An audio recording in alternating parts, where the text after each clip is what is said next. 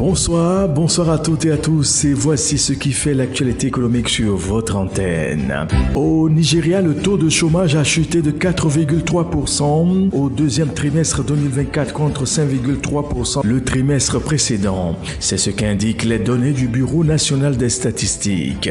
Il faut noter que le chômage reste fortement marqué dans les zones urbaines et chez les femmes. Au niveau des jeunes, il a baissé de 1,9 points de pourcentage, passant de 8,4% au premier trimestre 2024 à 6,5% au deuxième trimestre.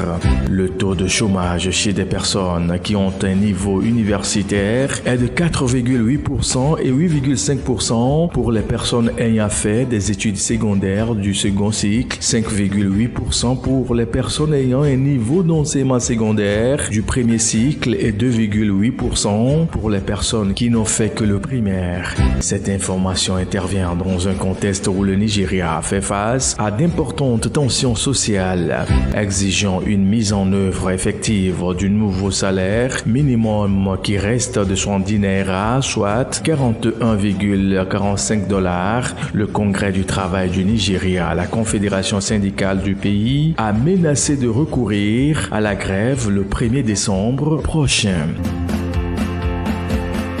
Au point 2 de l'actualité, le Maroc et l'Union européenne qui ont signé une convention de financement de 190 millions d'euros en faveur du programme intégré de reconstruction et de mise à niveau des zones sinistrées par le séisme d'Al Azouz. Ce programme vise à aider les victimes à obtenir un logement réhabilité ou reconstruit, à contribuer au redémarrage des services publics de santé et d'éducation dans des bâtiments opérationnels ainsi qu'à relancer l'activité économique et à renforcer la cohésion territoriale.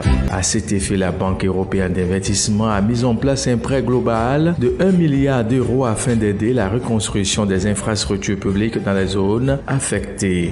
Un accord portant sur la signature d'une première tranche de 500 millions d'euros a été annoncé en octobre dernier. Parallèlement, un premier versement a été effectué en décembre 2023 s'élevant à 35,6 millions d'euros.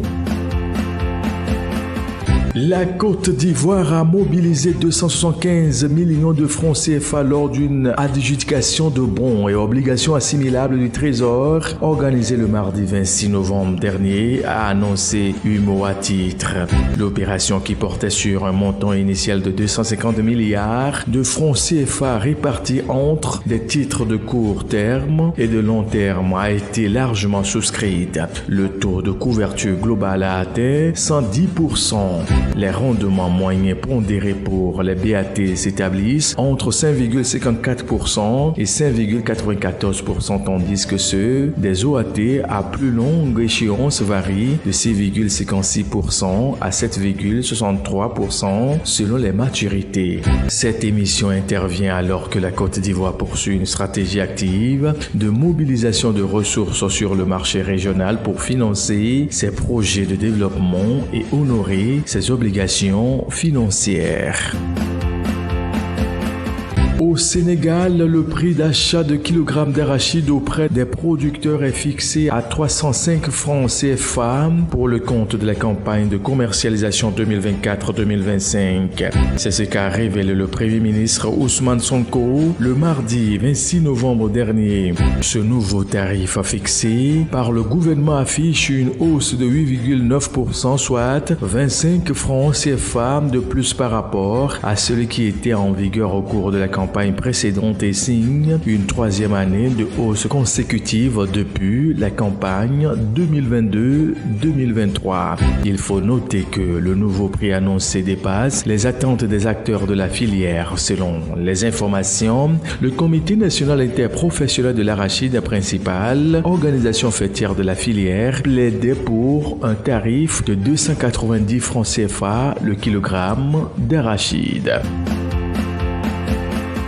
Bouclons l'actualité économique de ce jour en Égypte pour vous dire que le gouvernement veut accompagner la réalisation d'un projet portant sur l'installation d'un complexe agro-industriel dans le gouvernorat de la Nouvelle-Vallée dans le cadre d'un partenariat public-privé avec des investisseurs chinois. D'un coût total de 7 milliards de dollars US, le dit projet prévoit le développement d'un domaine agricole sur une superficie de 420 000 hectares qui sera consacré à la production de cultures stratégiques, principalement le blé. Il est également envisagé la production de maïs, de soja, de tournesol et de fruits sélectionnés pour l'exportation vers les marchés européens. D'après l'instance, l'ambition affichée est de parvenir à cultiver cette superficie d'ici septembre 2025. Il convient de rappeler que l'Égypte est le principal importateur africain de blé avec des achats qui ont atteint 12,6 millions de tonnes en 2023 et 2024 d'après les estimations de la FAO. Et c'est ainsi que nous mettons un point à cette édition. Merci de votre fidélité et très bonne suite.